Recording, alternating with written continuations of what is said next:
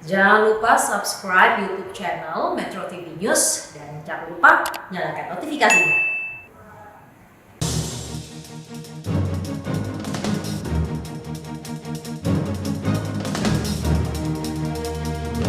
Terima kasih pemirsa, Anda masih bersama kami di Editorial Media Indonesia dan kita langsung ikuti Editorial Media Indonesia untuk hari ini Selasa 2 Februari 2021 mengevaluasi PPKM.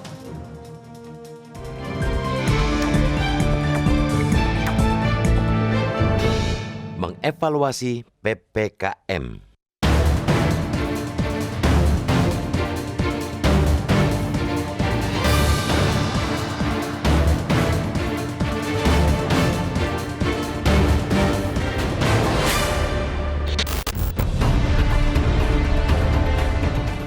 Sebagus apapun peraturan dan kebijakan, ia akan percuma jika tak dilaksanakan dengan seluruh daya dan upaya.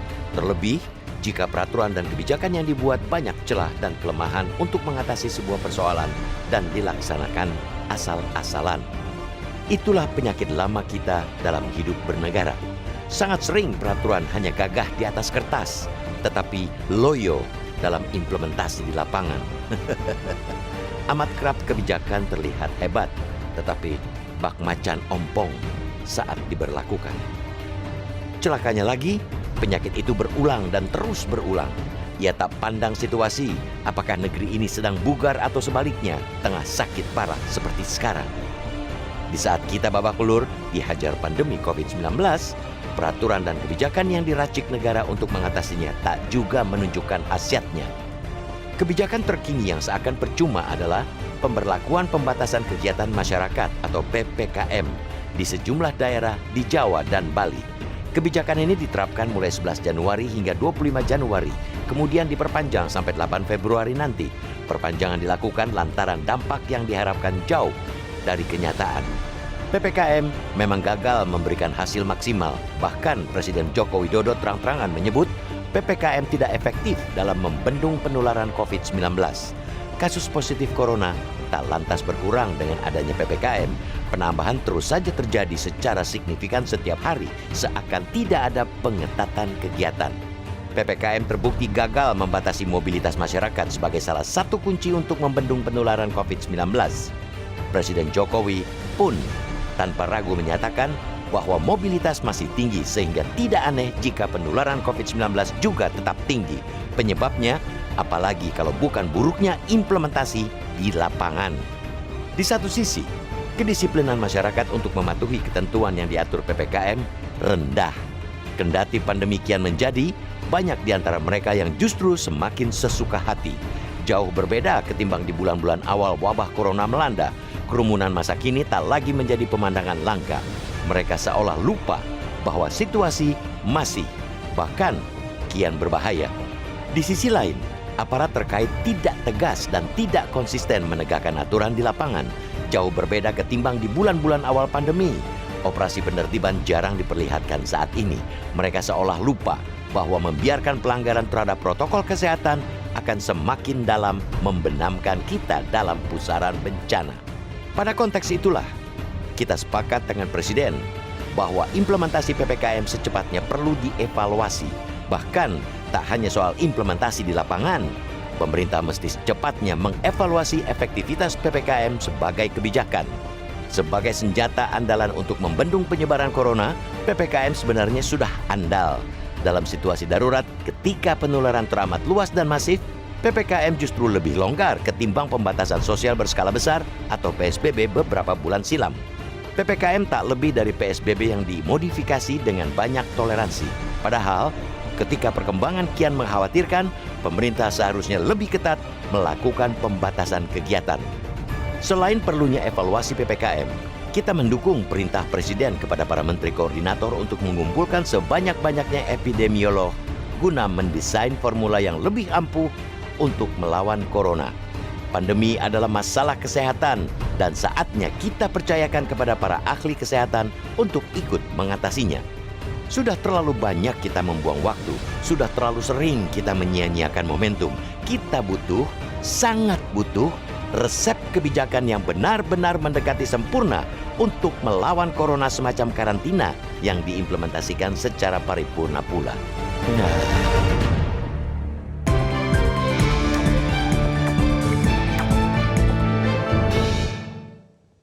Anda masih bersama kami dalam Editorial Media Indonesia. Kita akan mengevaluasi PPKM. Mas Jaka, terus terang ada beberapa teman yang bertanya pada waktu PPKM ini diluncurkan.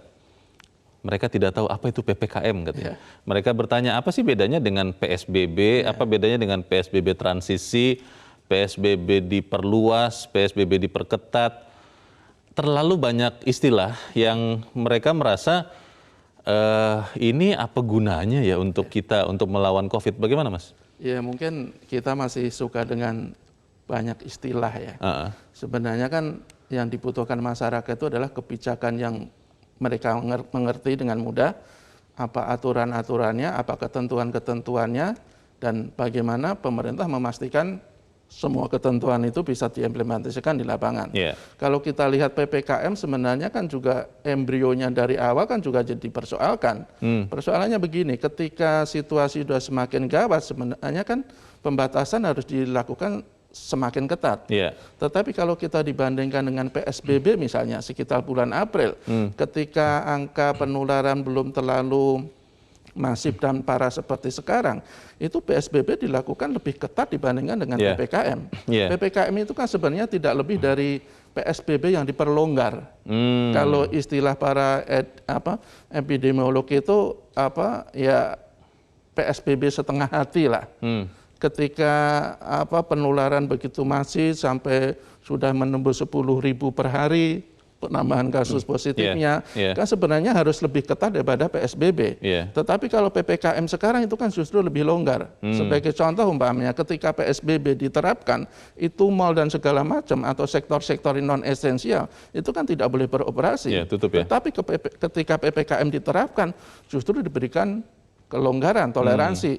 Bisa mal bisa buka sampai jam 7, malah kemudian diundur lagi sampai jam 8 malam. Ini kan sebenarnya semacam kontradiksi ya antara fakta di lapangan dengan kebijakan yang diambil. Ada yang bilang begini, Mas Jaka, kenapa akhirnya pemerintah dalam tanda petik harus berdamai dengan kondisi pembatasan yang tidak terlalu ketat, karena pada waktu awal-awal dulu diberlakukan, ekonomi kita langsung drop begitu rupa. Orang-orang yang harus keluar rumah untuk mendapat pendapatan langsung tidak punya uang, dan ini berbahaya juga. Akhirnya harus dalam tanda petik berdamai dengan itu. Akhirnya di dalam PPKM misalnya salah satu contoh saya ingat betul, rumah makan boleh makan di tempat maksimal 25% ya. 25%. Nah ini harus dilakukan terpaksa. Nah ini bagaimana, Mas Jaka? Ya pertanyaan sampai kapan kita akan berdamai seperti itu?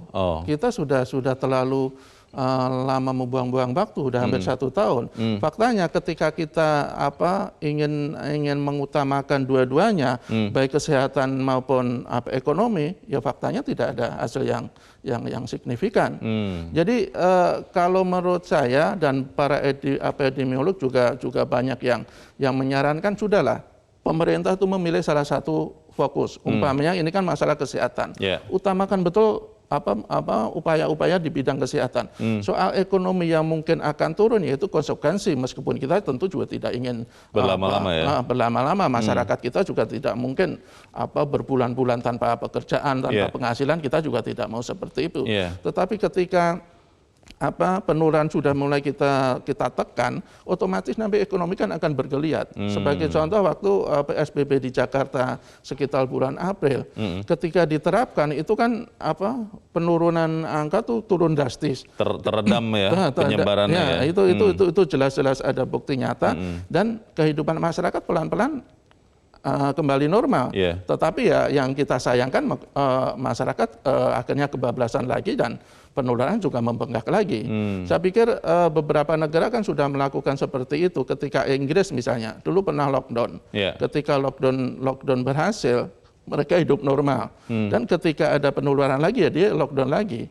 Salah satunya emang konsekuensinya negara memang harus hadir di dalam situasi seperti sekarang. Itu Mas Jaka, kalau kita melihat undang-undang kekarantinaan wilayah, kalau yang diambil adalah karantina wilayah, itu kan bahasa Indonesianya untuk lockdown yang kita pakai itu, maka di dalam undang-undang itu kita lihat bahwa negara wajib menyediakan kebutuhan pokok untuk warga yang harus dikarantina.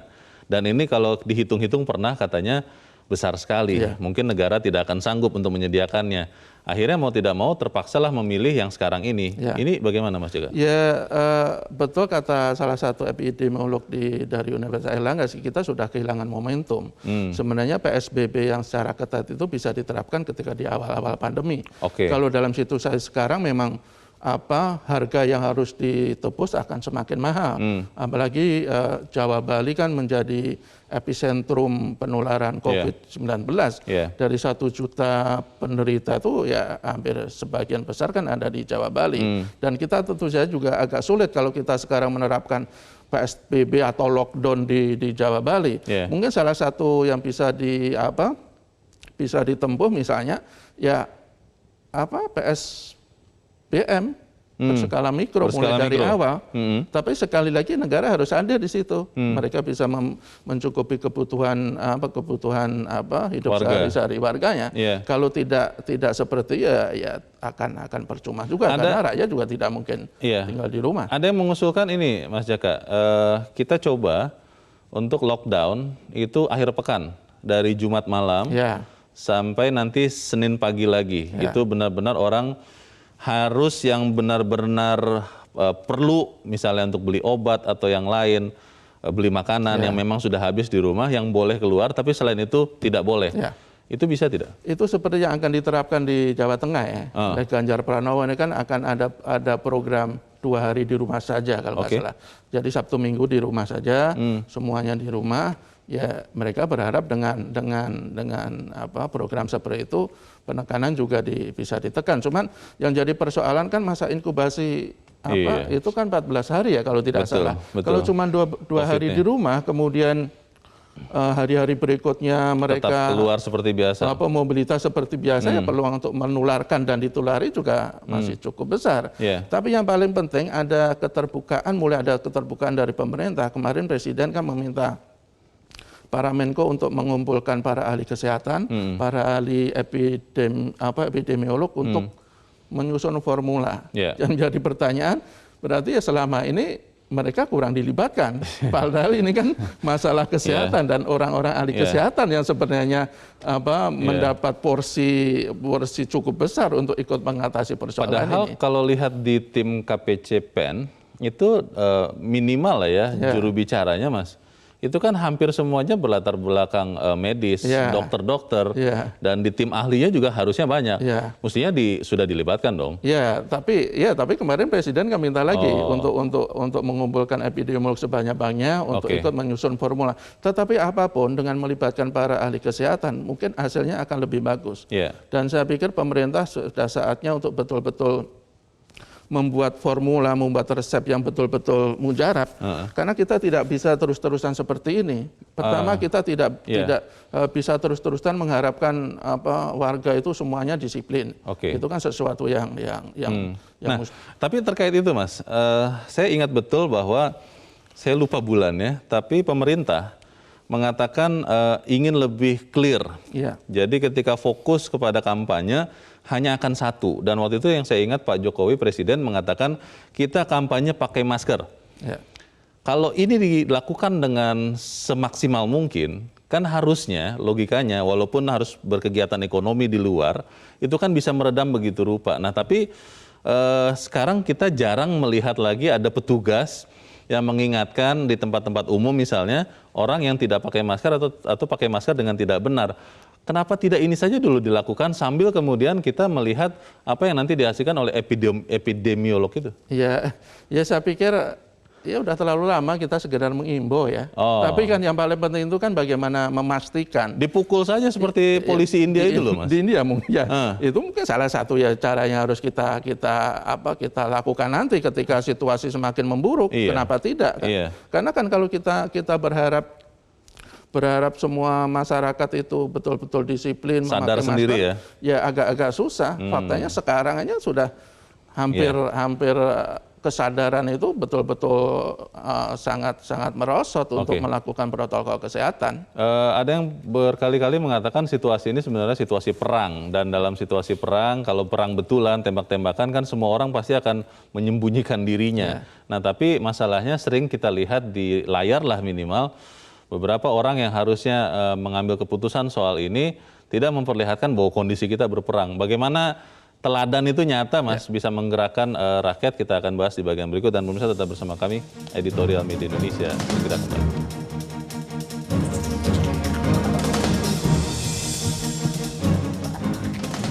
Terima kasih pemirsa, Anda masih bersama kami. Mas Jaka, sebelum kita berdiskusi, Mas, kita coba mendengarkan pendapat dari pemirsa Metro TV. Kita sudah terhubung dengan pemirsa Metro TV di Tapanuli, Sumatera Utara. Ada Pak Aritonang.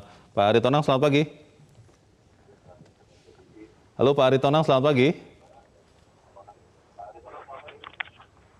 Selamat pagi. Ya, selamat pagi Pak Aritonang.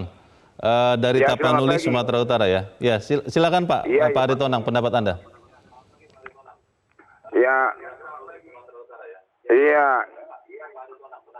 Iya begini Pak.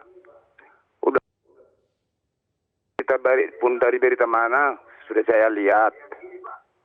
Jadi kalau di Tapanuli itu, kalau saya lihat itu, maaf ya kepada pemerintah Tapanuli Utara, bukan menyudutkan ya. Iya Pak.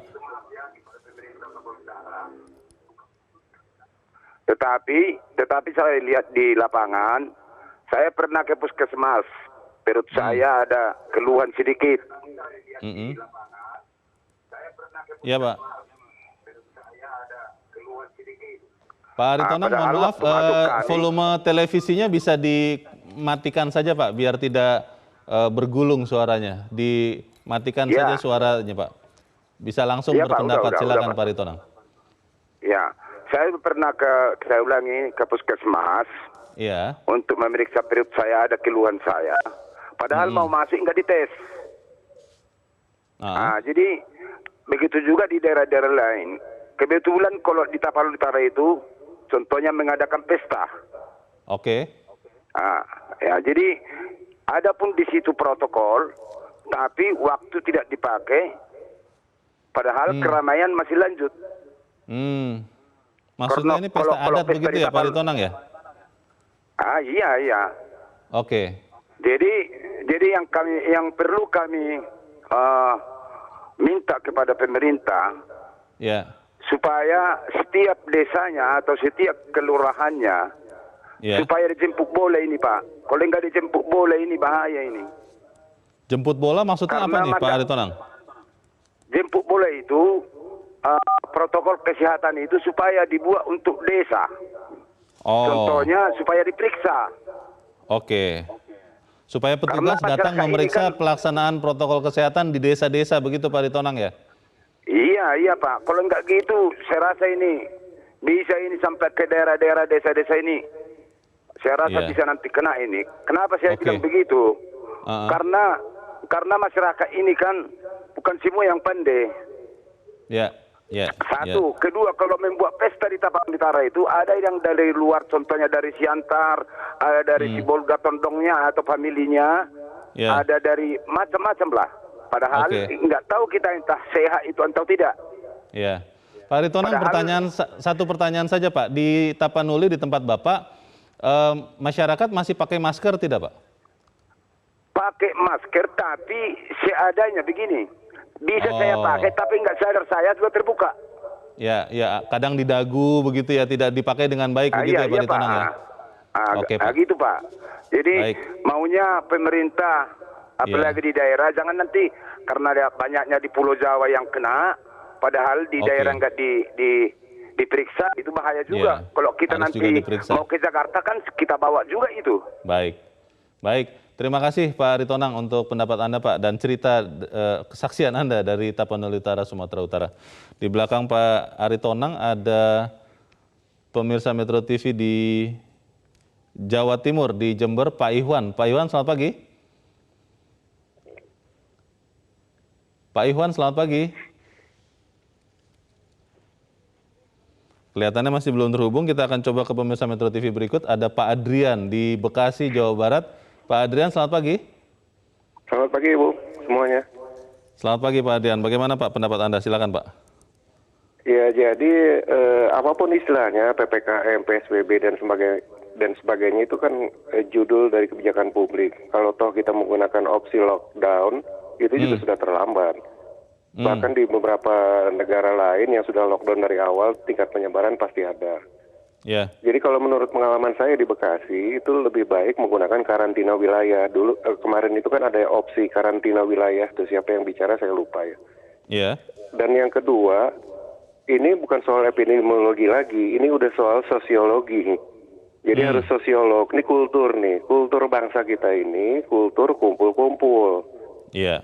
Ada kumpul-kumpul gitu, mau dimanapun kumpul-kumpul, ini kumpul-kumpul, itu kumpul-kumpul. Nah, kalau toh memang mau keras gitu ya, mau dalam tanda kutip tegas, karantina wilayah saja. Jadi misalnya di RW saya nih, ada beberapa orang yang terkena COVID, di lockdown total RW-nya.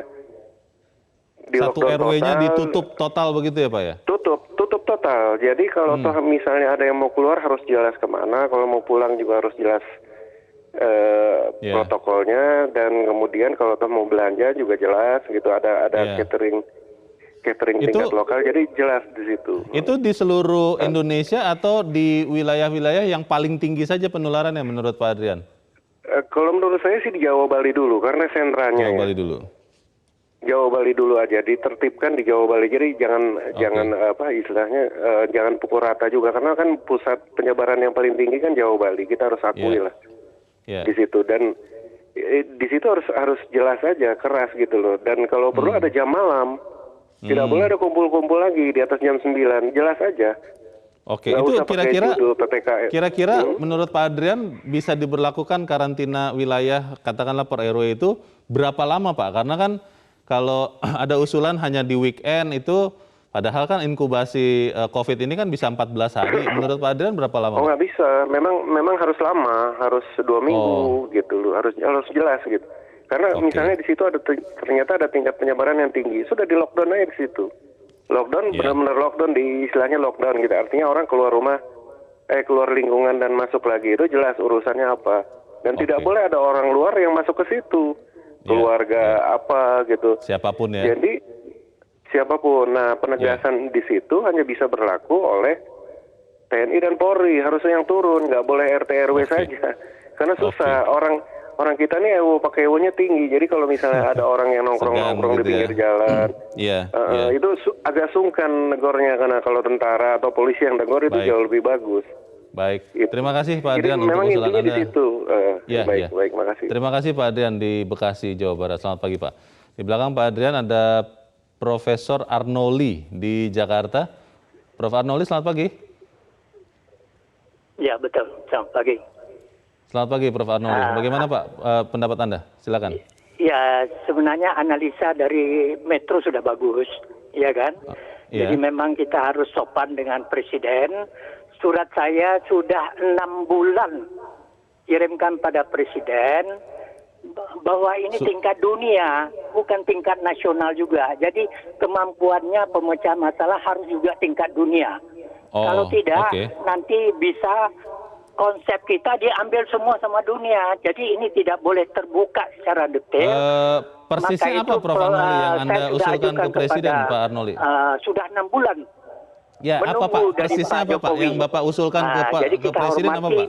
Presiden, karena ini harus ditangani, harus minimal 10 daripada menteri harus dipegang gitu. Jadi saya usulkan sebagai wakil presiden kedua untuk membantu masalah ini dua sekaligus. Jadi corona dan sekaligus ekonominya. Itu saja yang penting. Yang persisnya Anda usulkan untuk presiden itu apa Pak? Yang tadi Anda usulkan itu apa persisnya? Apa yang harus dilakukan untuk mencegah penyebaran COVID ini? Ya, karena pemecahan masalah ini bukan masalah nasional, tetapi adalah masalah internasional. Ya, jadi tidak bisa kita pecahkan sepotong-sepotong begitu, harus lengkap. Ya, jadi kita harus berfungsi, bukan hanya sekedar saran singkat saja begitu, tidak bisa. Dan ini hak paten seseorang. Karena saya tingkatnya udah internasional, jadi ada hak paten harus dilindungi. Kalau tidak, konsep kita diambil, Indonesia yang punya konsep malah dicuri semua. Nah, ini yang penting itu masalahnya. Baik. Ya, baik. Terima kasih Pak Arnoldi di Jakarta. Selamat pagi. Mas Jaka, tadi usulan dari Pak Adrian menarik. Kalau pembatasan wilayah, karantina wilayah tingkat RW. Ya. Dan menurut beliau tidak bisa juga sih hanya weekend begitu, bisa mungkin harus 1-2 pekan. Itu kira-kira bisa membantu tidak?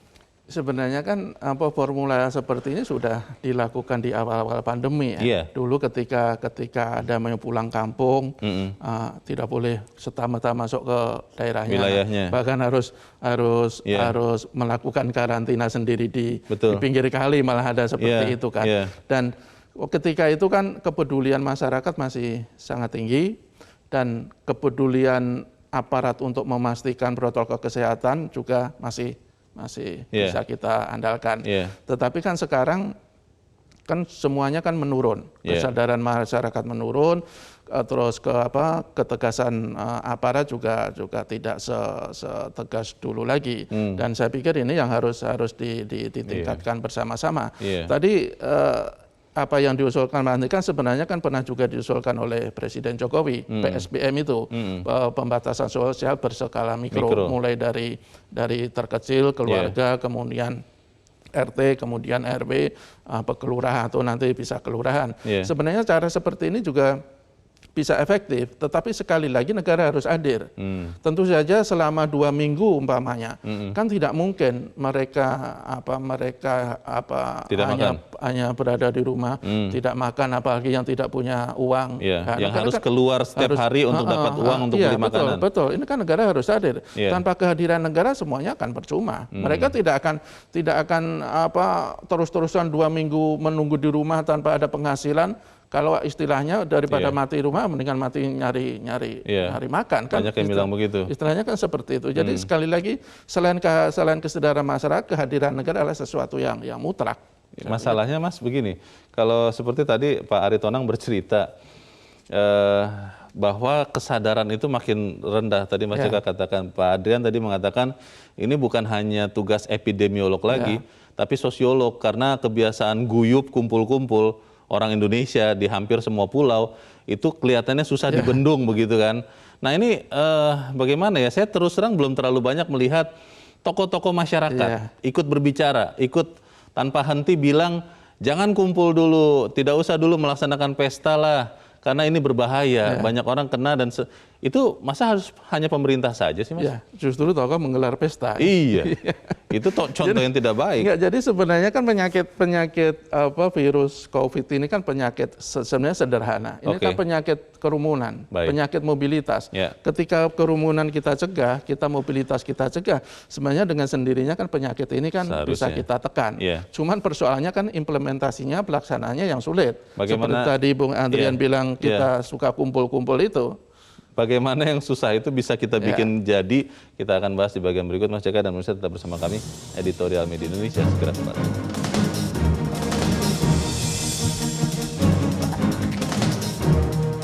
Terima kasih pemirsa, Anda masih bersama kami di Editorial Media Indonesia. Kita mau mendengarkan lagi, Mas Jaka, bagaimana pendapat dari pemirsa Metro TV. Kita kembali terhubung dengan pemirsa Metro TV, kali ini dari Jember, Jawa Timur, ada Pak Ikhwan. Pak Ikhwan, selamat pagi. Selamat pagi Bang Leo, selamat pagi Kang Jaka. Ya, selamat pagi. Bagaimana Mas Pak Iwan? Bahwa dari PSBB sampai kepada PPKM. Lalu andalannya adalah protokol kesehatan atau 5M, apalah disebutnya. Semua ini adalah upaya yang bersifat alami dan insani. Ini upaya. Jadi kalau kita lalu mulai mikir dengan akal sehat, tidak ada suatu yang terjadi kebetulan. Tidak ada yang terjadi tanpa tujuan. Dan tidak ada sesuatu yang kita lakukan itu sia-sia. Karena ada tanggung jawab. Lalu Pancasila sebagai negara Indonesia yang teis demokratis, itu harus memasuki bahwa sumber dari semua penyakit ini sebenarnya yang punya penyakit siapa? Tuhan. Nah ini yang rupanya dilupakan. Bahwasanya orang yang berpikir sekularistik, apalagi Marxisian dan Machiavellian, Apa itu cocok dengan Pancasila? Selama ini menurut saya mengevaluasi bahwa apa yang terjadi sekarang ini yang diupayakan itu ya seperti itu. Oleh sebab itu ulama-ulama terutama Bapak Wakil Presiden, coba kumpulkan ulama, kemudian pertobatan bersama. Sebab insya Allah akan terjadi bencana alam yang besar di Indonesia kalau seperti ini dilanjutkan. Lalu tanya kepada Tuhan, tanya kepada Allah. Ulama-ulama tolong itu lakukan. Lalu pertobatan nasional. Saya kira itu yang perlu dilakukan. Oke, terima kasih Pak Iwan di Jember, Jawa Timur. Selamat pagi Pak. Usul yang pasti berguna Mas Jaka. Tapi kalau bicara lagi soal PPKM ini ya, kan kita evaluasi itu kan harus kita putuskan mau lanjut, kalaupun lanjut harus ada modifikasi atau tidak lanjut. Alternatifnya apa? Bagaimana Mas? Ya saya pikir ini kan PPKM untuk tahap kedua kan berakhir 8 Februari ya. Artinya masih 6 hari lagi. 6 hari lagi.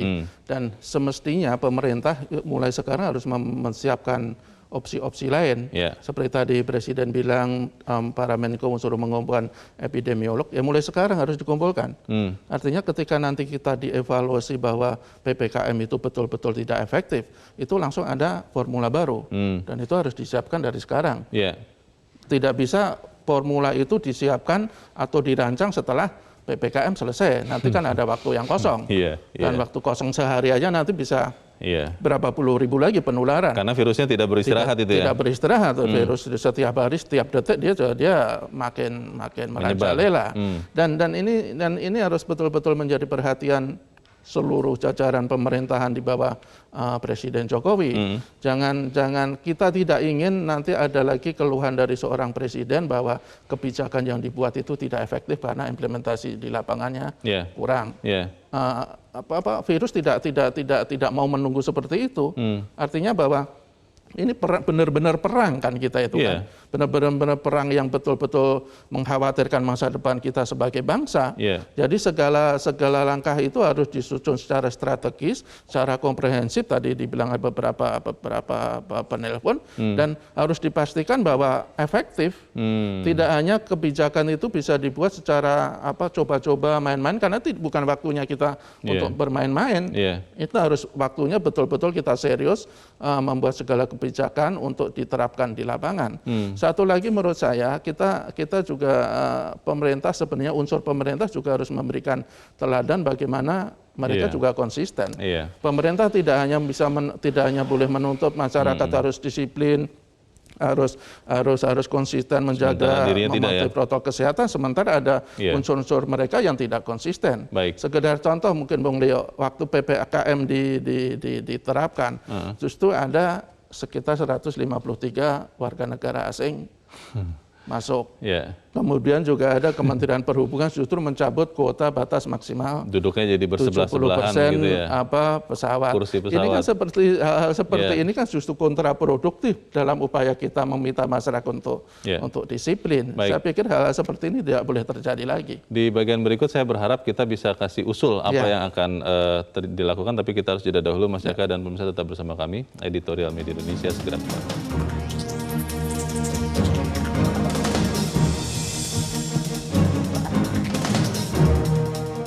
Terima kasih pemirsa Anda masih bersama kami. Kita di bagian akhir dari diskusi kita pagi ini. Mas Jaka, apa usulan konkret dari kita untuk kemudian mengevaluasi PPKM ini?